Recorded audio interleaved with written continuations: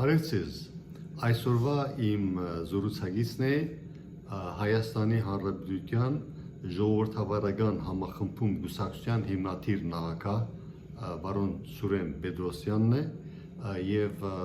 Վարոն Պետրոսյանը քաղաքագետ է եւ քաղաքագիտության տեխնազու է Բարի եկած եւ շնորհակալություն մեր հրավերը ընդունելու համար Վարոն Պետրոսյան Ես եմ շնորհակալ Վարոն Պետրոսյան կարող եք մեր հերոստատիտողներուն համար հագիս կերպով ներկայացնեք թե ինչ նպատակներով հիմքը դրած ժողովրդավարական համախմբում գուսակցության Ժողովրդավարական համախմբում գուսակցությունը հիմնադրվեց 2021 թվականին 44-օրյա պատերազմից անմիջապես հետո Այդ պատերազմի ծանր իրողությունը նաև Արցախի այդ ժամանակի մասի կորուստը քաղաքական խորքային ճգնաժամը այդ թվում նաև ինքնության ճգնաժամը որը ակնհայտ էր պատճառ դարձավ որ մենք ձևավորենք նոր ուժ որի հիմքում կլինի ամբողջությամբ այլ մոտեցումներ որը թույլ կտա ձևավորել բովանդակությամբ նորը որը թույլ կտա վերաիմաստավորել եւ վերարժևորել մեր իրականությունը, քանի որ այն աշխարհը, որում որ մենք ապրում ենք, այդ աշխարհը փաստացիորեն փլուզվեց մեր գլխին։ Այն իրականությունը, որը մենք միշտ պատկերացրել ենք, փաստացի այլևս չկար։ Եվ ստացվում էր մի իրավիճակ, որտեղ հինը այլևս գոյություն չունի եւ միևնույն ժամանակ նորը դեռևս չի ձևավորվել։ Հետևաբար ինչպիսին պետք է լինի նորը Այդ նորը ձևավորելու եւ կերտելու համար պետք էր ամբողջությամբ նոր խորքային փոփոխված մոտեցումներ, վերարժևորումներ, ինչպես աշխարհում տեղի ունեցող փոփոխություններն էր, տարածաշրջանային խորքային փոփոխություններն էր, մեր տեղի եւ դերի պատկերացումներ, ինքներս մեր մասին պատկերացումներ եւ ընդհանրապես գաղափարական առումով խորքային վերաիմաստավորումներ, այսինքն խնդիր կար քաղաքական համակարգում ստեղծված այդ վակուումից դուրս գալ կամ այդ վակուումը լցնել բովանդակությամբ եւ արժեքային իմաստով ամբողջությամբ նորով, որը կունենա շատ ավելի նոր մոտեցումներ, որը թույլ կտար ձևավորել կամ իր լուման ունենալ պետության առողջացման, պետության կենսունակության բարձրացման մեջ։ Հենց սրանով պայմանավորված եղել է 21 թվականի կուսակցության հիմնադրումը, որի գաղափարական հենքը ըստ էության այն ժամանակվանից թեպետ փաստաթղթով սահմանված չէր, բայց գլոբալ իմաստը նա էր, որ մեր նպատակը դեռ 21 թվականից նա էր, որ մենք ուզում ենք ձևավորել հայկական պետություն իր բովանդակությամբ, որովհետև մեր խորին համոզմունքը շատ երկար ժամանակ 30-ից ավել տարի ունենալով պետություն, այնուամենայնիվ իր բովանդակությամբ մեր պետությունը երբեք չի եղել հայկական բովանդակությամբ, թեկուզ ձևով եղել է հայկական։ Ես չեմ ասում, որ բոլոր ղեկավարները եղել են հակահայկական, ես դրա հակահայ են եղել կամ հայ չեն եղել, դրա մասին չի խոսքը։ Բովանդակության պետությունը չի եղել հայկական, եղել է սահմանադրությամբ, ձևով, բայց խաղի կանոնները հայկական չեն եղել, այսինքն ինչ նկատի ունեմ հայկական ասելով, որ պետության հիմնական եւ առաջնային գլխավոր խնդիրը մեր պարագայում մեր ազգի, մեր ինքնության, մեր սեփական տեսակի համար առավել բարենպաստ պայմանների ստեղծումն է որտեղ մենք պահպանելով մեր ինքնությունը, մեր մշակույթը, մեր ազգային էությունը կկարողանանք զարգանալ, վերարտադրվել, շատանալ, դառնալով ավելի կենսունակ եւ այսպես շարունակ։ Սա է հիմնական խնդիրը։ Այնինչ մեր պետությունը, որպես այդպեսին, այդ պայմանները որևիցե կերպ չի ստեղծել եւ հարցը միայն սոցիալ-տնտեսական խնդիրների մեջ չի։ Հարցը նաեւ գաղափարական աշխարհայացքային խնդիրների մեջ է եղել։ Եվ դրա վառ օրինակներից մեկը նա է, որ մենք շատ երկար ժամանակ հարյուրավոր տարիներով չունենալով անկախ պետություն եւ ունեցանք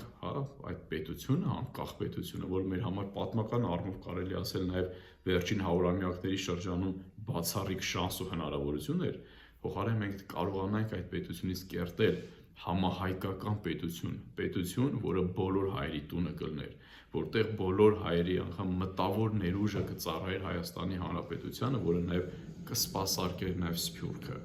Հայաստան Սփյուռք այդ ինստիտուցիոնալ կապը կլիներ ու սկսած մտավոր ներուժից,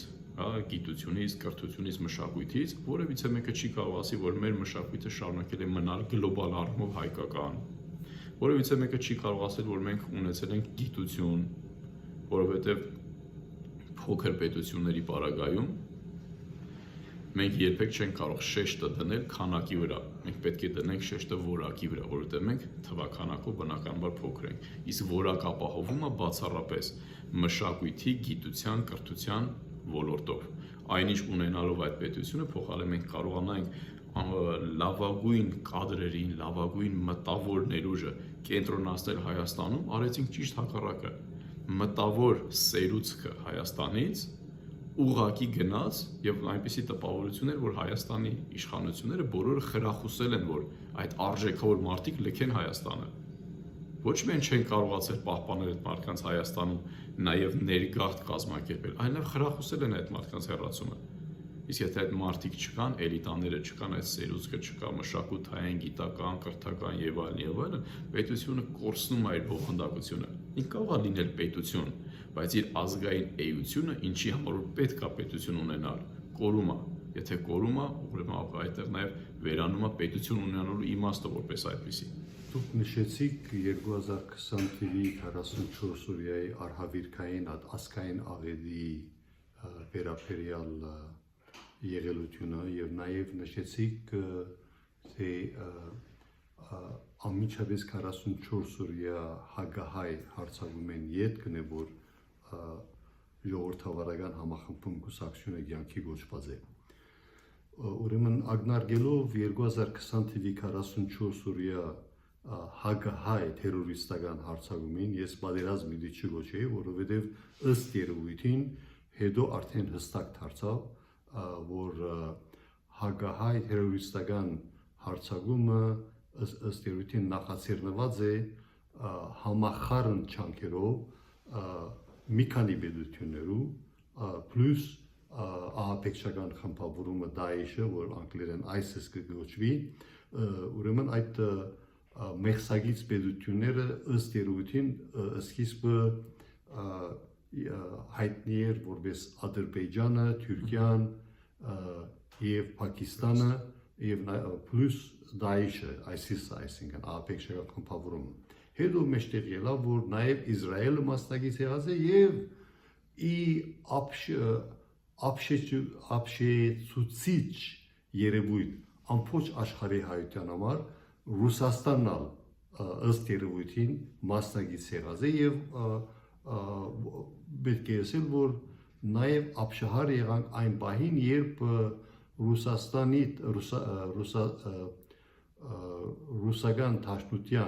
Ռուսաստանի Դաշնության Պաշտպանության այդ ժամանակվա նախարարը Շոյգուն հրապարակավ շնորհավորեց եւ հետագային մեր հետազոտությունները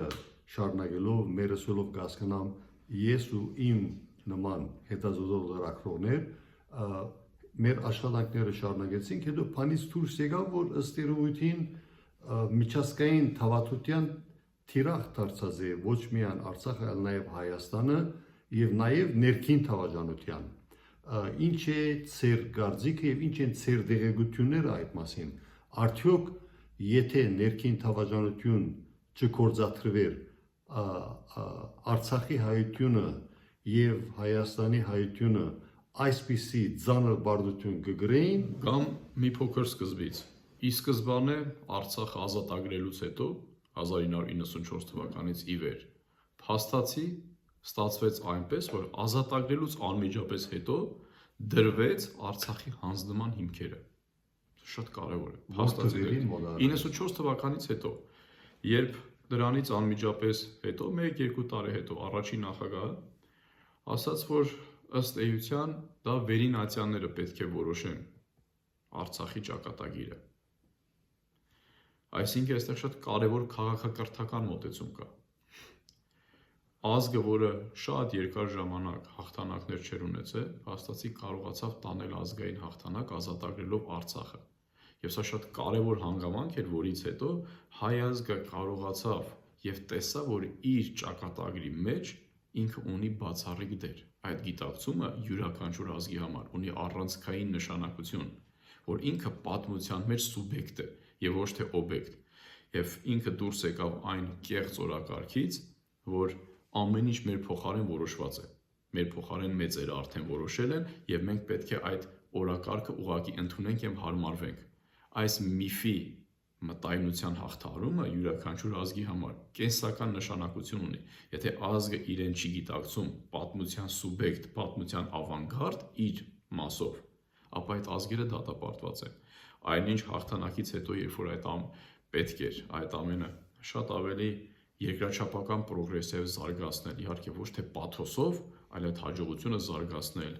մեր տեղն ու դերը ավելի լավ պատկերացնել, դուրս գալ այդ հպատակային քաղաքականությունից, որ մեր ճակատագիրը կախված է Ռուսաստանից, Ամերիկայից, Եվրոպայից, մնացածից, իհարկե բոլորի հետ համագործակցելով։ Մեզ տրվեց այն օրակարգը, որ միևնույն է մեզից ոչինչ կախված չէ, եւ վերին ատյանները կորոշեն մեր փոխարեն։ Նաև առաջ եկավ այդ ժամանակ մյուս կարևոր կործանարար թեզը, Վերին ատյանները սուլուկ ինչ կասկնա։ դա Լևոն Տեր-Պետրոսյանի խոսքն էր, որ ասում էր վերին ատյանները կորոշեն։ Դա վերին ատյանների որոշել Ումին գալու ժամանակին, եթե չեմ սխալվում, իր փոխարեն չեմ կարող ասել, եթե չեմ սխալվում, նկատի ուներ ինչ-որ ժամանակ Ռուսաստանը, հետո դրանից հետո ԵԱՀԿ Մինսկի համանախագահների խմբի նկատի ուներ, եթե չեմ սխալվում, բայց ես ասում եմ ուղղակի բառերը։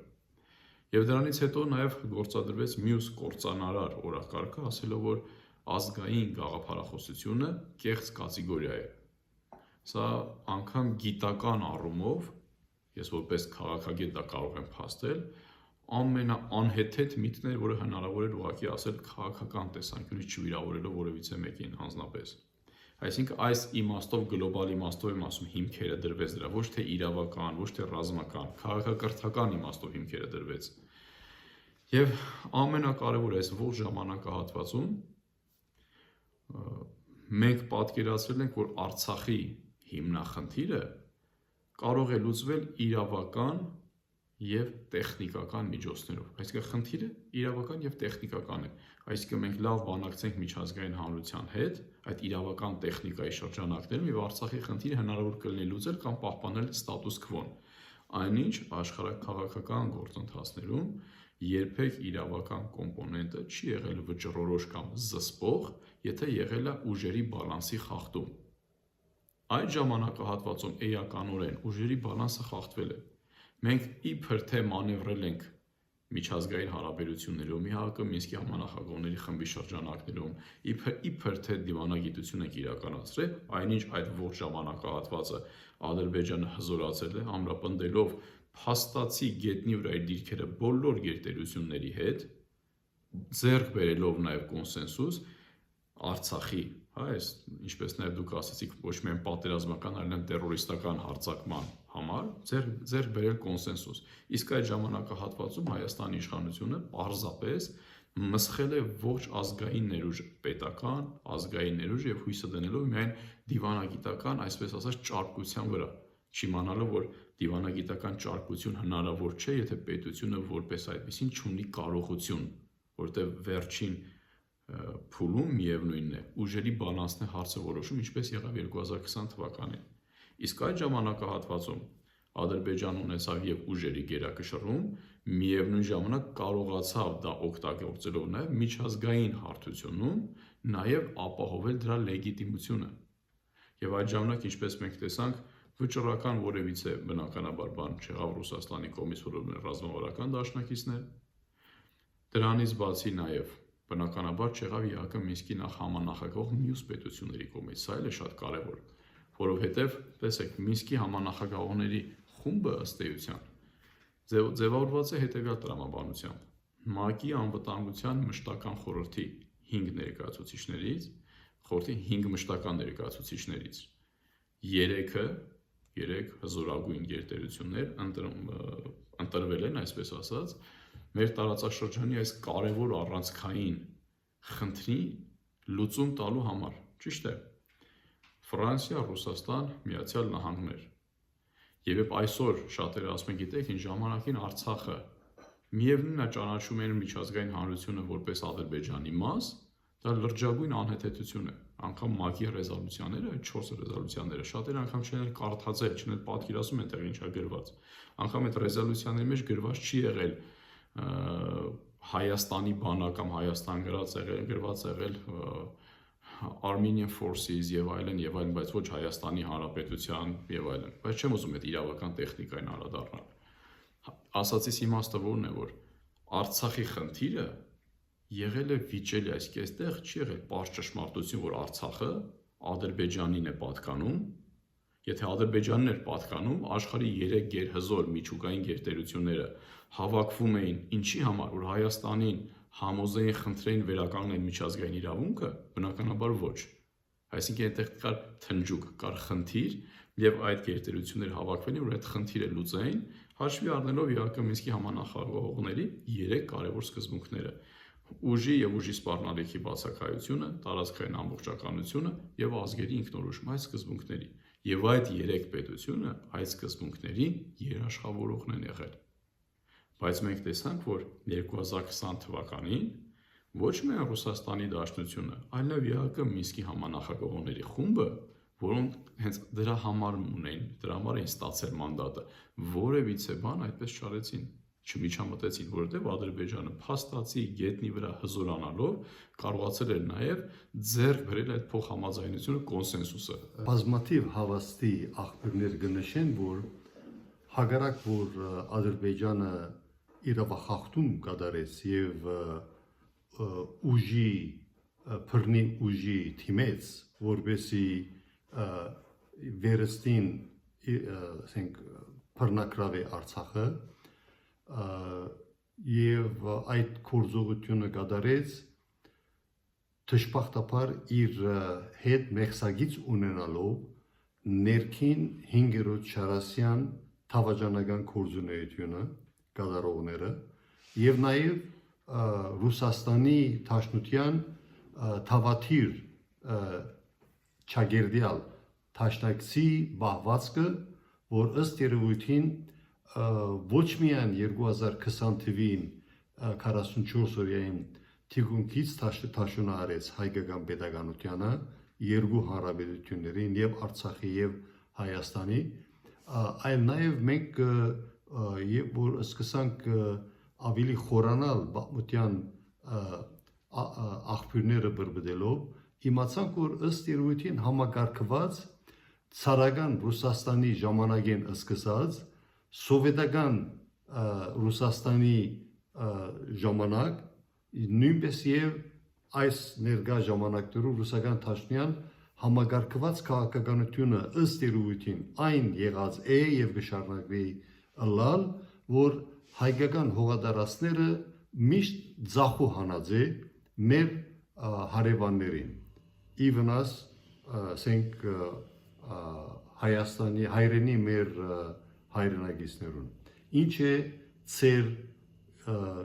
թիրքորոշումը այդ առումով իմ տեսանկյունից բնականաբար շատ հեշտ է մեր դժբախտությունների եւ մեր արհավիրքների մեջ մեղադրել այլոց դաշնակիցներին դա թերևս ամենահեշտ ճանապարհն է դա նաեւ շատ ժամանակ այդ մոտեցումը մեղավորներ փնտրելով դուրսը հրամցվում է մեր հասարակությանը եւ դրա դիմաց փորձում են ստանալ շատերը ձայներ կամ աջակցություն այնինչ իրականությունը իմ խորին համոզմամբ ամբողջությամբ այլ է մեր մոտ այդ հպատակային քաղաքականությունը շատ խորը արմատներ ունի որ մենք պատկերացնում ենք որ մեր ճակատագրի մեր պետականության համար պետք է պատասխանատվություն կրեն բոլոր մեծերը, մեծ դերակատարները, բայց ոչ երբեք մենք չենք ճանաչում խաղի կանոնները։ Մենք այդպես է չպատկերացեցինք, որ Ռուսաստանի Դաշնությունը կլինի, մյուսը կլինի, մնացածը կլինի։ Մեզ երբեք չեն կարող դավաճանել։ Մեզ կարող է դավաճանել բացառապես մեր տեսակի, մեր ազգի ներկայացուցիչը։ Մնացած պետությունները ունեն շահեր։ Եվ եթե մենք այս խաղի կանոնները չենք ճանաչում եւ դրան վերաբերում ենք միայն էմոցիոնալ եւ մարդկային հարաբերությունների ենք վերածում ասելով չէ որ մենք իրար հետ բարեկամ ենք վերջի 70 տարին միասին ենք ապրել նոր միության մեջ ինչ որ չափով նաեւ ունենք մշակութային ընդհանրություններ էմոցիոնալ առումով այո իհարկե կարող ենք շատ վրդովել նույնիսկ ասել դավաճանություններ սրիկայություններ եւ այլն բայց սա չի փոխում իրավիճակը Մենք պետք է առաջին հերթին ճանաչենք խաղի կանոնները, աշխարհաքաղաքական գործընթացներում, ինչպես է տեղի ունենում այս գործընթացները։ Որևիցե մեկը երբեք չի առաջնորդվում մարդկային հարաբերություններով, պատմական ճշմարտությամբ, առաջնորդվում է բացառապես ազգային եւ պետական շահով։ Հիմա նույն տրամաբանությամբ օրինակ եմ ասում,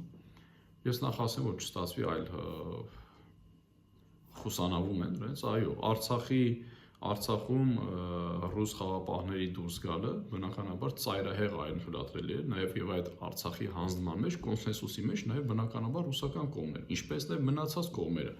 այդ թվում նաև ԵԱԿ Մինսկի համանախագահող խմբի պետությունները, կար միջազգային կոնսենսուս, բայց սակայն համանախագահող պետությունները հանցինս Ֆրանսիային եւ Ամերիկային միշտ դիտարկած են Հարավային Կովկասը որպես ռուսական դաշնության աստեցության տարածքաշրջան այո եւ առավելաբար վստահած էին ռուսական դաշնության եւ նաեւ ամբողջ աշխարհի հայությունը նույն մոդելացիա որտեղած էր ուրեմն պետք է ասել որ բազմաթիվ ամերիկահայեր իմ նման գմերժեն այն վարկածը որ ռուսական դաշնությունը որպես օդար պետություն ունի իր շահերը, սակայն ըստ երևույթին ռուսական դաշնությունը նաև ռազմագիտական դաշնագիցն էր հայկական պետականության եւ որպես այդպիսին ինքը թավաջանած է հայկական պետականության։ Բացի որ Արցախի մեջ համագարկված թավաջանություն կորզաթրված է ռսաստրուկ այն տարերի կողմէ, հատկապես երկրորդ եւ երրորդ նախագահի անմիջական ղեկավարության ներքո գտնվող այսպես կոչված Ղարաբաղյան գլանի մասնակիցներու կողմէ այլ նաև ռուսական դաշնությունը իր ունեցած հանգամանքով որպես Հայաստանի Հանրապետության ռազմագիտական ստրատեգիական դաշնագիծ ահագին փաստեր կան որ նույնիսկ 2022-23 թվերին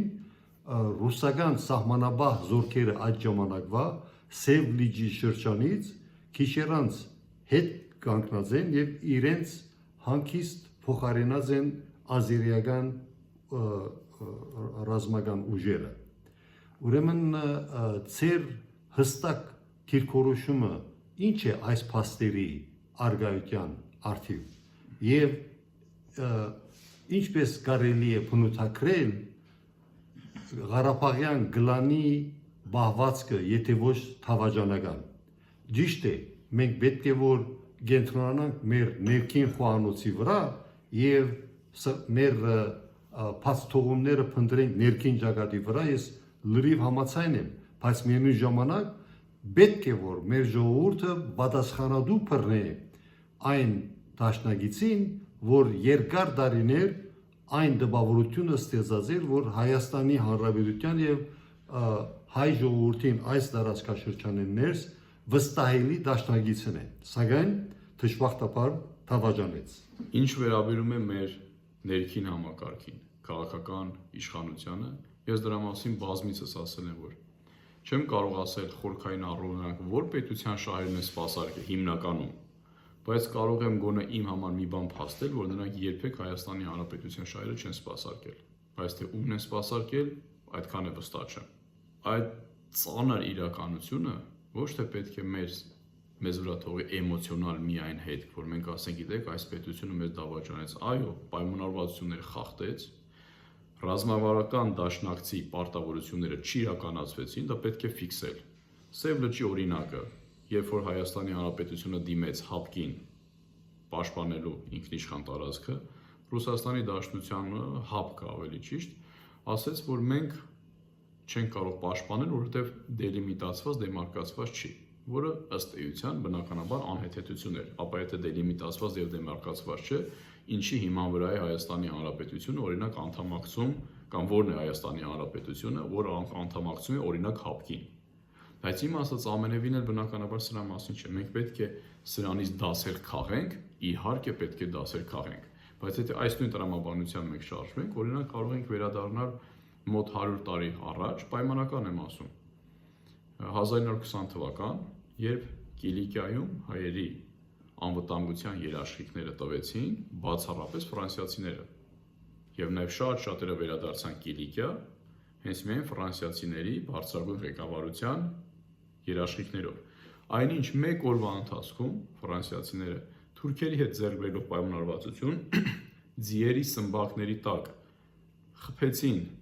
կտորներ, որպեսզի կարողանան գիշերը անձայն լքել հայերին, որպեսզի հանկարծ հայերը ձայնից չարթնանան։ Բայց այս պատմական դրվագը նաև ես երբեք օգտագործելով չեմ կարող ասել, որ ֆրանսիացիները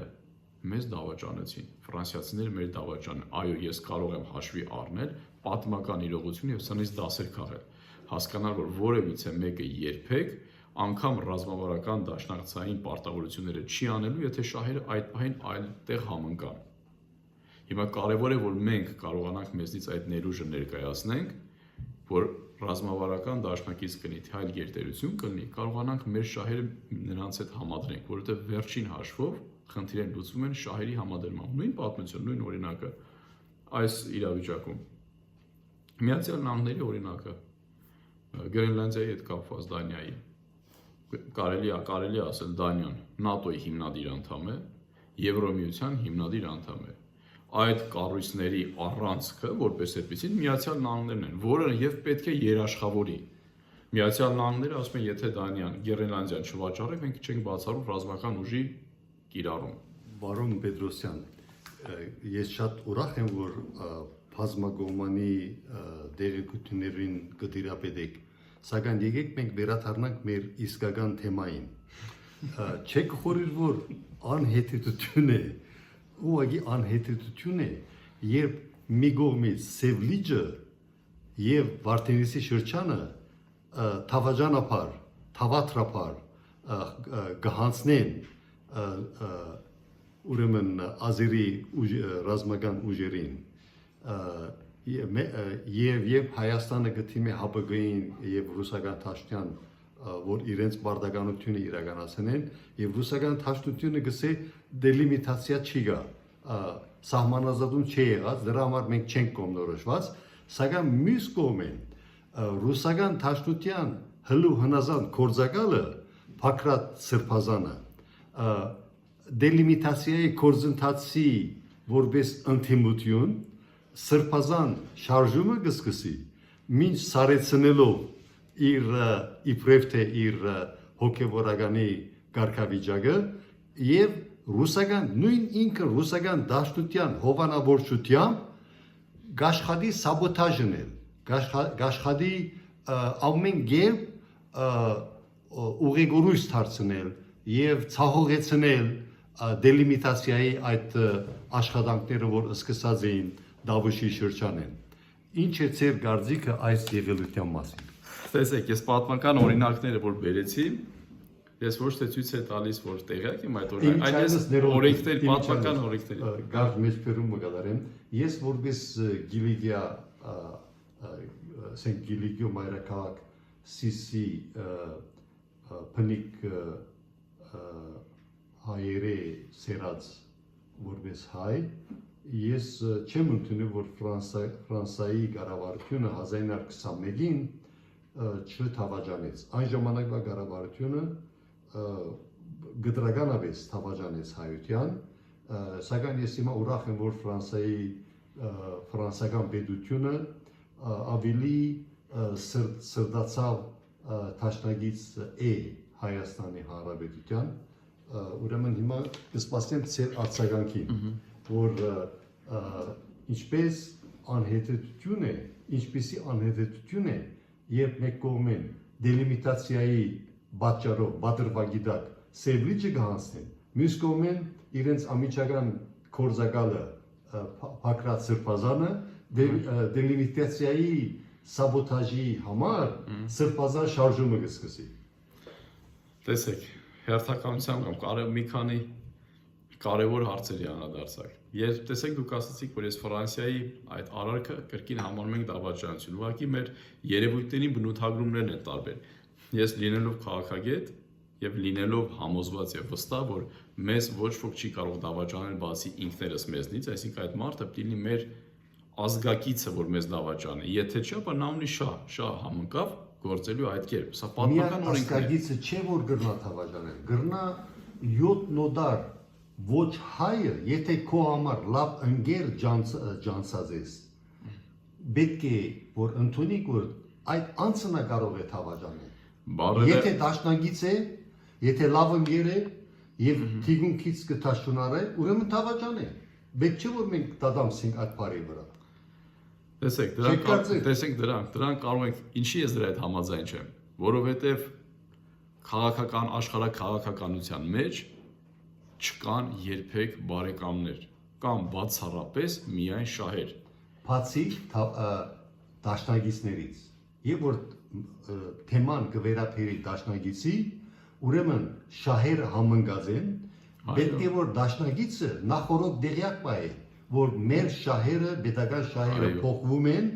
դուք ձեր գլխին ջարին նայեք։ Մենք այդ բահին մենք մեր գլխին ջարին գնայինք, շատ լավ գնայինք, որ ինչպես որ հիմա, տեսեք, եթե ռուսական դաշնությունը որպես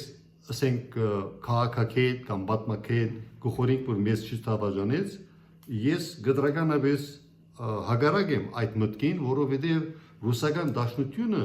նույնիսկ իմ նման մահկանացուին համոզած էր, որ Հայաստանը ապահով ցերկերի մեջ է, ես հերավոր Ամերիկայի մեջ միտքս հանկիստ 2020 թվականի 44 օրյային առաջ գխորեի Հայաստանը ապահով ցերկերի մեջ է, հանցինս մեր լավ բարեկամ ռուսական դաշնության, որ լավ դաշնագից է։ Ուրեմն այս բարակային ես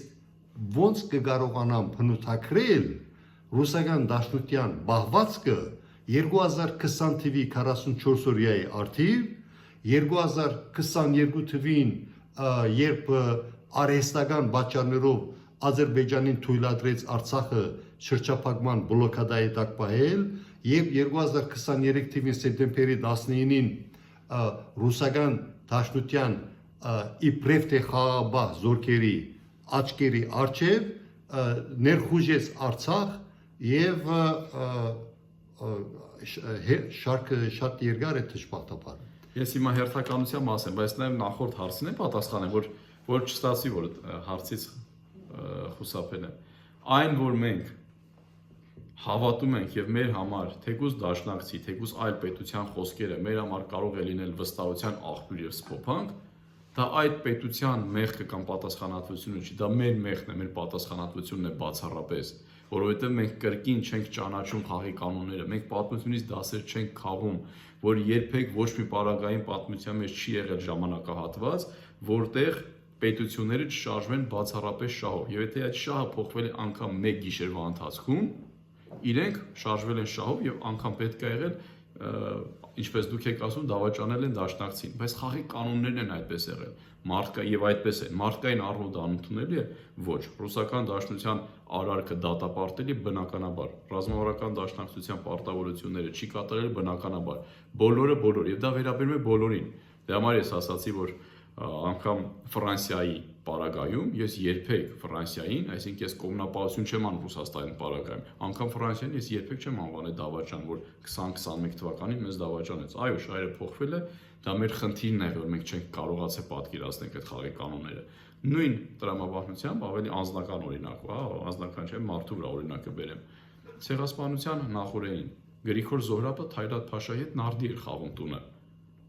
Թայրատ Փաշան Գրիգոր Զոհրաբը անգամ չէր կարող պատկերացնել, երբ Թայրատ Փաշայի գնդապետը ուղեկցեց իրեն տուն, կարող է 1 ժամ հետո դուռը կրկին թակել, եւ Գրիգոր Զոհրաբը մտածեց, թե ինքը ինչ որ բան է մոռացել, դուռը բացեց, ասաց, ես հրամանում եմ ձեզ ձերբակալելու։ Այն ժամանակ, որ նրա 24 ժամվա ընկերն էր փաստացի, հա, Թայլատ Փաշան, դա Թայլատ Փաշայի խնդիրը չէր, այո, մենք կարող ենք ասել, նա ստոր էր եւ այլն եւ այլն, բայց պետական մտածողությունը խորքային այլ բանի մասն է խոսում, այստեղ էմոցիաները տեղ ու դեր չունեն, այդ բարության կոմպոնենտը, խնամակալի եւ այլն։ Իսկ ինչ վերաբերում է Տավուշի շարժման հետ կապված, դրա հետ իրականում համաձայն չեմ դրա հետ, որովհետեւ այդ շարժման ամենաակունքում հենց ես եմ եղել, բայց օրակարգը ինչպեսին է եղել։ Օրակարգը եղել է միակողմանի հանձնման դեմ, միակողմանի հանձնման, այսինքն ես նույնիսկ այդ ժամանակ բազմիցս խոսել եմ, որ մենք կողմ ենք սահմանազատմանը, սահմանագծմանը, կողմ ենք, հակառակը դա հնարավորինս շուտ պետք է արվի, բայց պետք է արվի հավասարարժեք, այսինքն չպետք է միայն հայկական կողմը զիջի, բայց այն ինչը պետք է նաև զիջի ադրբեջանական կողմը, այդ հարցը մնա անկախված եւ լավ իմանալու դա երբեք չի լինելու այդ զիջումը, որը հենց այսօր կա։ Այդ 13 կիլոմետրը մոտավորապես 13 կիլոմետր հատվածը, որը այսօր շակերտավոր ասված սահմանագծվել է, միայն այն հատվածն է, որտեղ որ Հայաստանը ռազմավարական բարձրունքները, պայմանական ասված, զիջել է Ադրբեջանին եւ դրան զուգահեռ Ադրբեջանը պետք է նաեւ իր զորքերը դուրս բերել այն հատվածներից ըստ սահմանազատման եւ սահմանագծման, որտեղ այսօր նրանք տեղակայված են, որը հայկական հողեր են, բայց Ադրբեջանը իր դիրքերը պահեց այդտեղից դուրս չեկավ, այդտեղ ավարտեց սահմանազատումը եւ սահմանազատում իրականացվեց բացառապես այն փոքր կտորի վրա, որտեղ միայն հայկական կողմը պետք է զիջեր։ Հարցը ոչ թե սահմանազատման դեմն է, այլ հակառակը ես ինքս դրա մասին ասել եմ, որ սահմանազատման եւ սահմանագծման բացառապես կողմ ենք, բայց սա պետք է լինի համարժեք։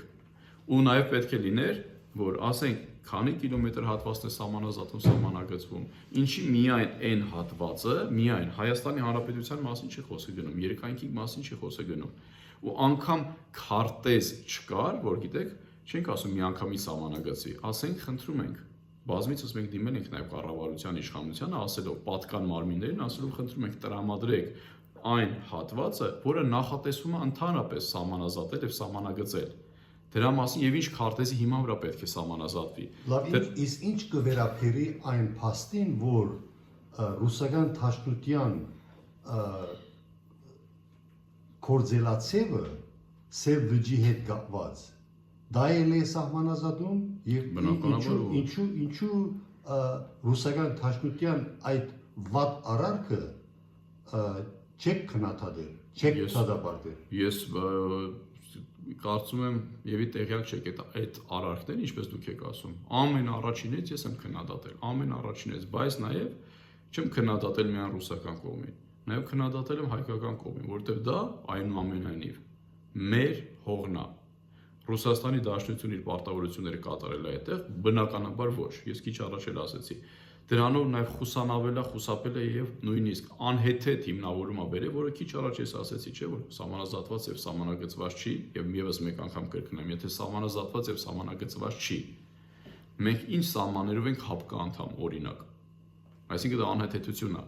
այսինքն ռազմավարական դաշնակցի պարտավորություններ չի իրականացել, սա հստակ է, սա մտածելու տեղիք տալիս է, այո, բայց այդտեղ նաև շատ կարևոր է։ Հայաստանի Հանրապետության կողմը ինչպես է վարվել այդ ժամանակ։ Այդ ժամանակ Հայաստանի Հանրապետության կողմը անգամ նվազագույն կերպով ընդդիմացել է, թե ոչ։ Ես անգամ Հայաստանի Հանրապետության կողմի դիրքորոշումն եմ հիշում, եւ հարց բարձրացվեց, բա ինչու այնտեղ մեր զորքերը կանգնաշեն, ասացին, որ այնտեղ ձյուն է եկել եւ մենք համապատասխան տեխնիկա չունենք, չեն գնացի, համել դա ամայի տարածք է։ Եթե մենք ինքներս մեր հողին վերաբերվում ենք այդպես, մենք չենք կարող մեկ ուրիշից պահանջենք, որ ինքը գա մեր փոխարեն կռվի։ Նախ չենք կռվելու երբեք։ Անհնարին բան է, մեր հողը մեր փոխարեն ոչ մեկ չի պաշտպանելու։ Բայց մենք կրկին մեր անվտանգության համար երբեք մենք դիմանանք, որ մեր անվտանգության համար բացառապես պատասխանատուն մենք ենք, դա ոչ լինելու են ռուսները, ոչ լինելու են ամերիկացիները, ոչ եվրոպացիները, ոչ մեկ, չի լինելու այդպիսի բան։ Փաստորեն ծեր բռնած քաղաքական ուղին հար եւ նման է ռուսաստու ընդդիմության քաղաքական գծին, որ անընդհատ գայբանե, գնահատե, գտադապարտե այն ղեկավարության, որի օրով Հայաստանը առավել քան երբեք ռազմական դեսանգյունից դիտված այդ տարիներին, հիմա չէ, հիմա բարեփոխտապար բարելավված է ըստ բազմաթիվ հավաստի աղբյուրների Հայաստանի Հանրապետության ռազմական իրավիճակը բավականին բարելավված է, ուրախ եմ այդ մասին արձանագրություն կատարելու, սակայն այդ տարիներին, երբ հայկական պետականությունը ձանր արյունահոսության եւ իր ամենախոցելի ժամանակներուն, երբ արհեստականորեն փեմականացված թավաջաններու կողմէ կորզաթված թավատության հետևանքով գործունցած էր պատերազմը եւ ես բազմաթիվ ծառայողներու հետ զրույց ունեցած եմ եւ իրենց հարց տված եմ, եթե հայերը ներքին թավաժանություն չկործատրեին, հատկապես Ղարաբաղյան գլանի Հա, ինչ վերաբերում է նույն քաղաքականությունը շարունակելուն, դուք այդտեղ ասացիք կամ ռուսաստրուկ եւ այլ, ես այդ եզրույթների հետ բնականաբար համաձայն չեմ ասում իրենց մասին չեմ կարող ասել, բայց քաղաքականության էության մասին եմ ասում։ Հակառակը ես միշտ կողմ եմ եղել հասարակությանը էյֆորիայի մեջ չգցելու եւ չմանիպուլացնելու, պաշտպանել չգալու եւ հավելյալ դավաճանների կերպարներ չստեղծելու, հաշվի առնելու, որ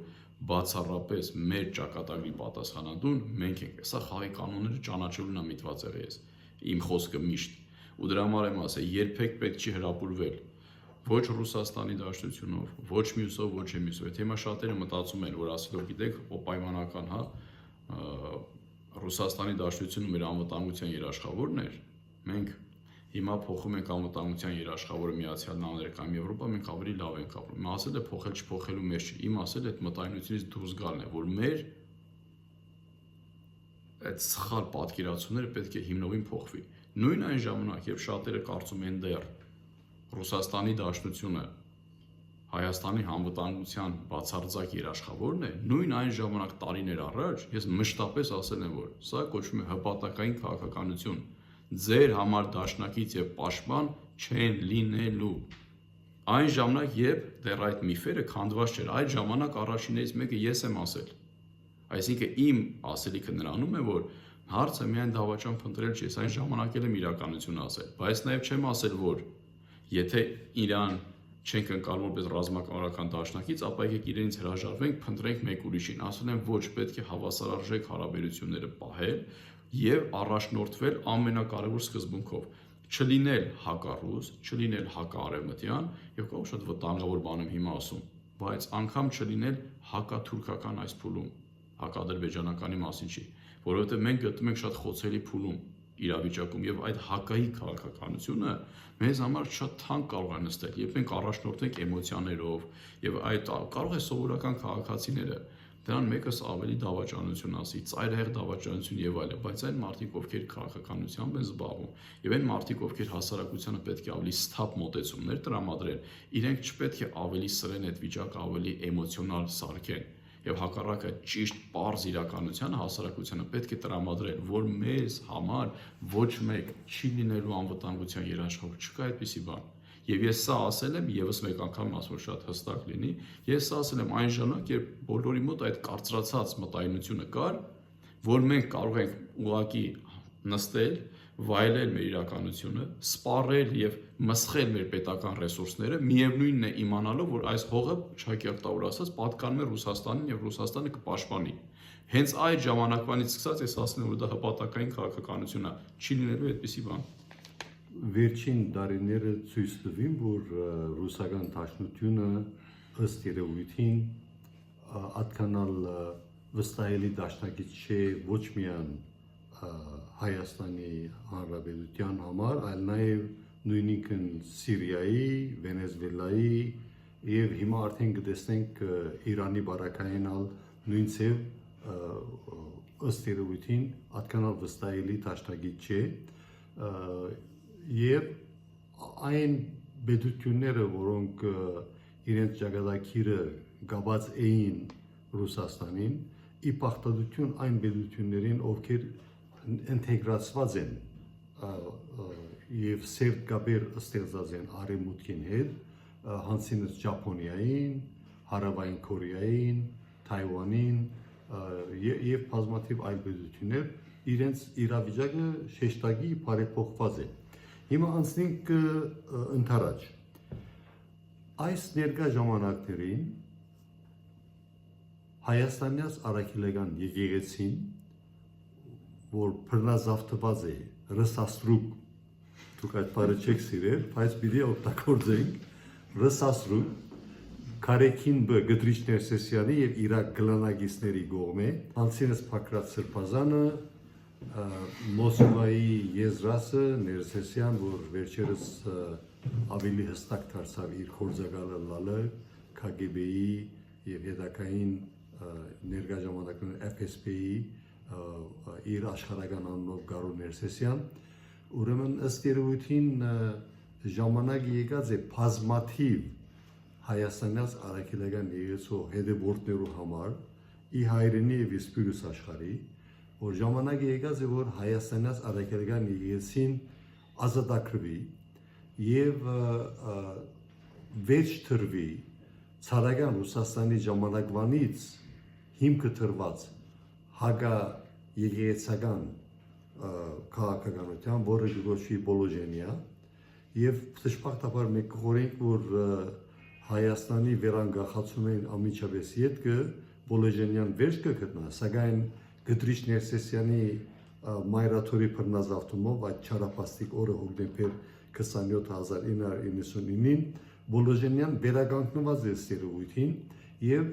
արդեն վերջերս վերջին հատկապես վերջին տարիներին մենք ականատես եղանք թե ինչպես Հայաստանյաց առաքելական եկեղեցին եւ Հայաստանի մեջ եւ Սպիրուս աշխարհի զանազան շրջաններներս վերածված է հագահայկական հագահայ կորզունեության միջավայրի եւ ճիշտ դրա համար ըստ երևույթին Հայաստանյաց առաքելական եկեղեցու հետևորդների մոտ վճռական գեցվածքա, որ ժամանակը եկած է իր ավարտին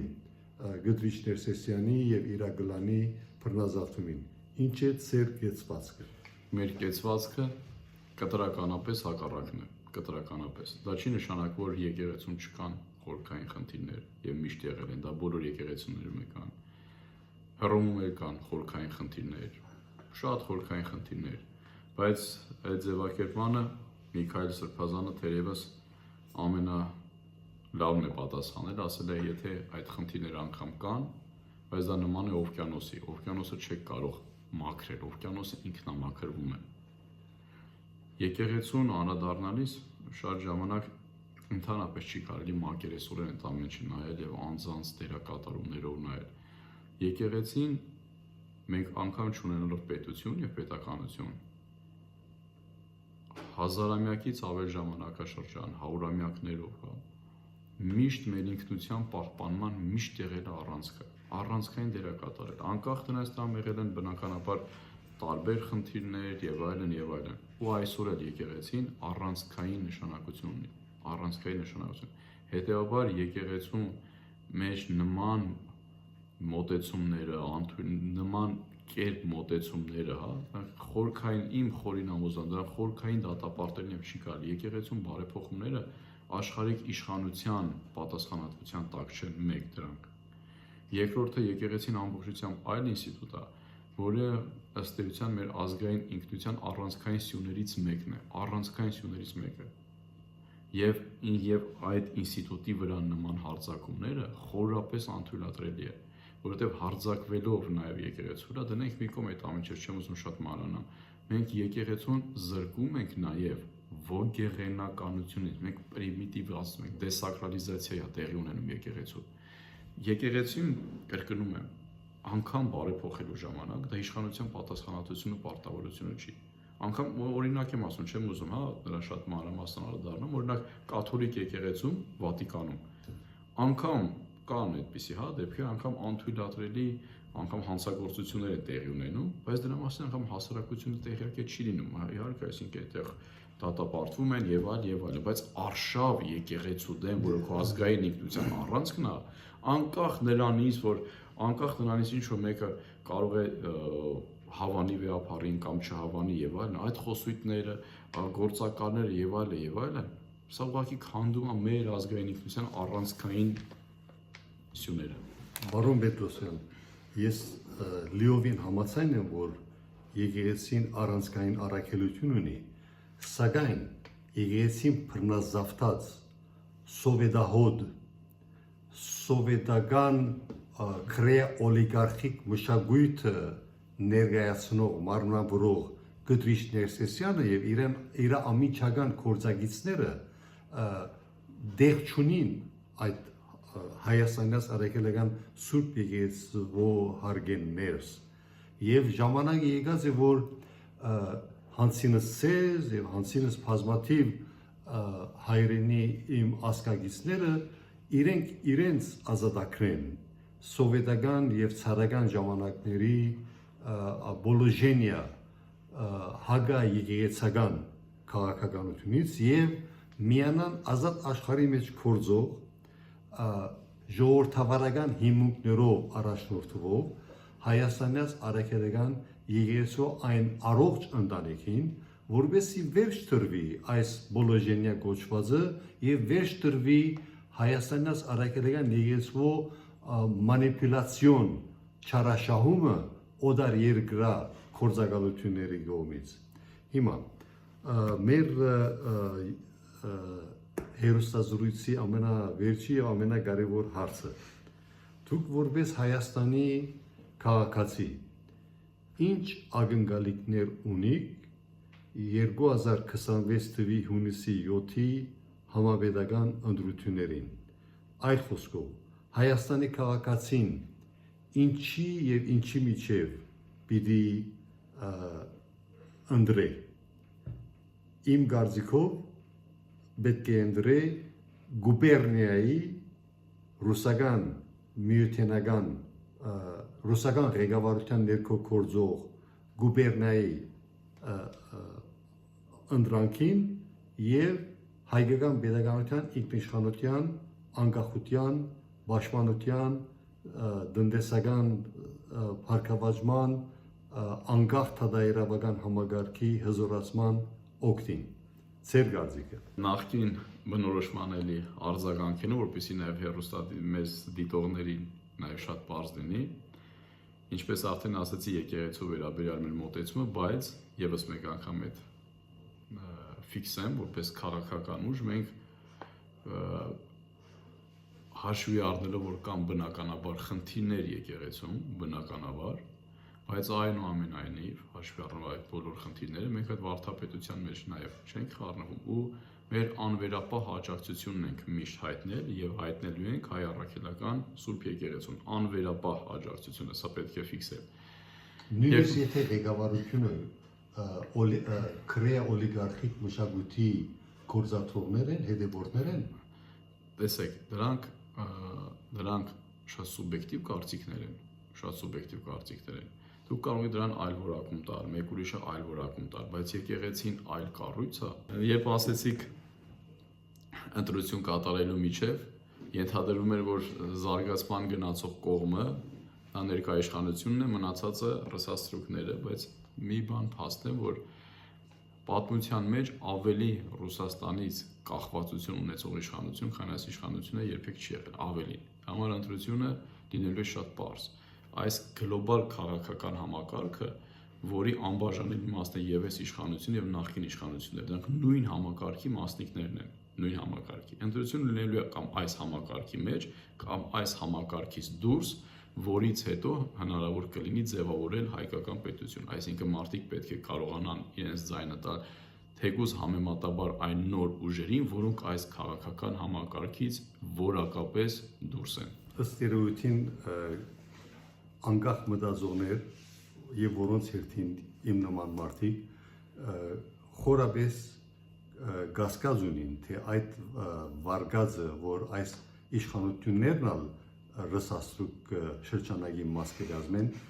դա ըստ երևույթին իսկական ռսաստրուկների պրոպագանդան է։ Անշուշտ ժամանակը ցույց կտա իմանալու թե բարոն Սուրեն Պետրոսյանը ճիշտ է, թե բարոն Ափոչապարյանը ճիշտ է, ժամանակը ցույց կտա, բայց ես միշտ կողմ եմ երկխոսության, շարունակության, որովհետեւ մեր բոլորի փախցանքը իրականացնենք եւ իրոք ինքնիշխան հայկական պետականությունը կյանքի շարունակենք կյանքի գոչել։ Շնորհակալություն բարոն Պետրոսյան։ Անկախ կարծիքների տարբերությանը, ես էլ եմ շատ շնորհակալ, երկխոսությունը միշտ շատ կարևոր է, այդ մշակույթին տիրապետելն է շատ կարևոր է։ Շնորհակալություն։